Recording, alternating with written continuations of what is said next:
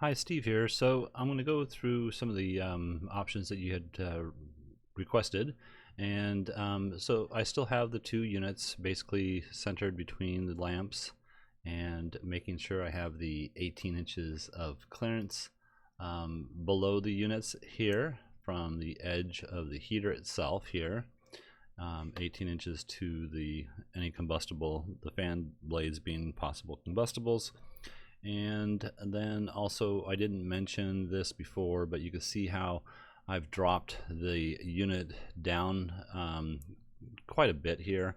But essentially what you need is to make sure that the elevation of the bottom of the unit, if you are to finish the edge with a wooden surface like this, you can go up to 1/2 inch away from these vent holes here. So this would be a little bit further than the 1/2 inch, but a 1/2 inch all the way to the edge.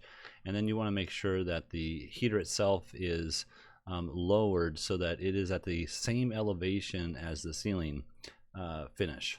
So just bear that in mind. I had Michelle send you a PDF showing that option, and I wanted to make sure that I address that as well. So the other items, let's just go back here real quick just to let you know I got still the same dimensions, 24/7. I got 23 feet to the wall back here, and I have a height here of 10.2 roughly to the edge here, and then a height of, let's see here, yeah, here we go, 11.8 to the top flat finish, and of course the measurement 12.6 there, and then a measurement of 6 feet from here to here. I did throw in a beam just as a thing to keep in mind. I'm not sure if there's a beam that comes down like this or not, but if there is, we need to talk about that. Let's see if there's anything else here. I think that's about it. All right, so if we were to place 2 units, I think that's what your comment was, you know, in the center of the room basically, and I have this just mounted to the ceiling and matching the ceiling slope, which I have approximately a 14-degree slope, and that's true over here as well.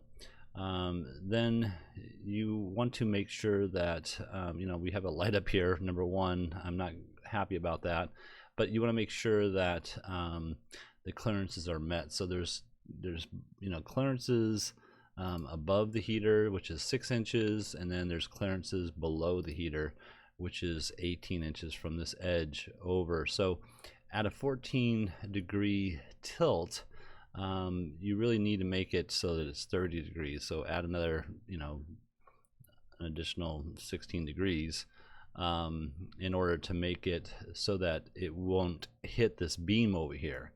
So just bear that in mind. I'm not quite sure if this is what you're looking at or not. Generally, what the manufacturer is worried about is if this was technically, you know, a wall, let's say, you know, this is, make it look like that for a second here. So if this was a wall, then of course they don't want the ray itself to penetrate the wall. And if it was pointed straight down, it would, if it was a combustible wall, then it would be a big issue. And that's really what they're doing. But you know, an inspector might look at this and say, well, the manufacturer states that it needs to be 18 inches away, and that might be an issue. So you want to make sure you address that. And the other possibility, like I said, is just to turn this at a 30-degree angle. Not quite sure if that's true on this side as well, because you do have the fireplace fixture, and I imagine the fireplace fixture is non-combustible, so that would not be an issue over here. But what I did anyways is I moved this heater so that it was, let's see if I can just get a quick measurement here for you.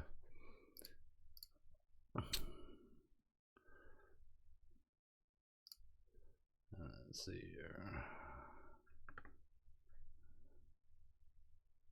Okay, so we have it at 2 feet 4 inches in from the bottom edge right here, 2 feet 4 to the center of the bracket itself.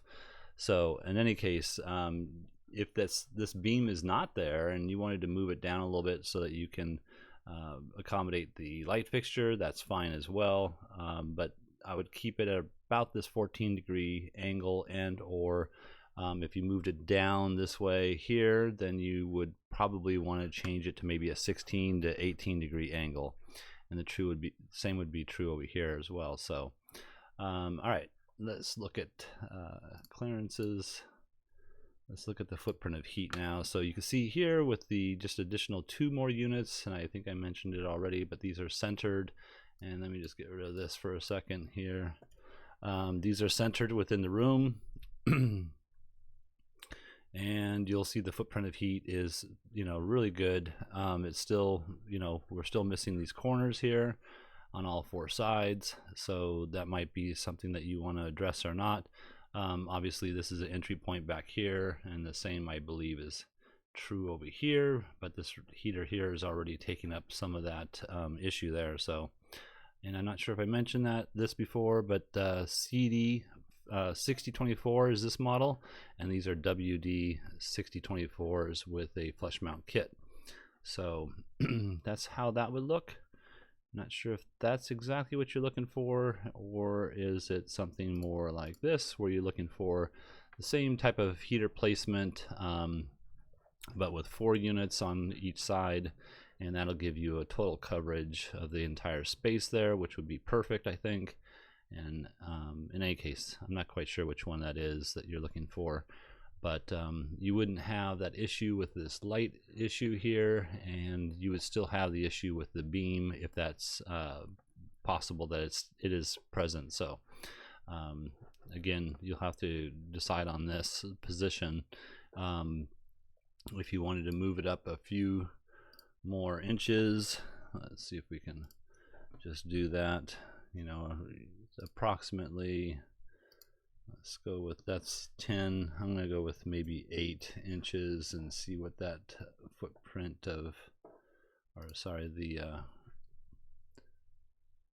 clearance is. So we could even go probably just a 6-inch further out, and probably just line it up with the lights would be the best option. But you can see that the lights aren't being blocked by the heater itself if we do something like this. But then I would also want to copy that over here just so that it looks similar on both sides. So all right, well, I hope this has helped you. Let us know if there's any additional information you're looking for.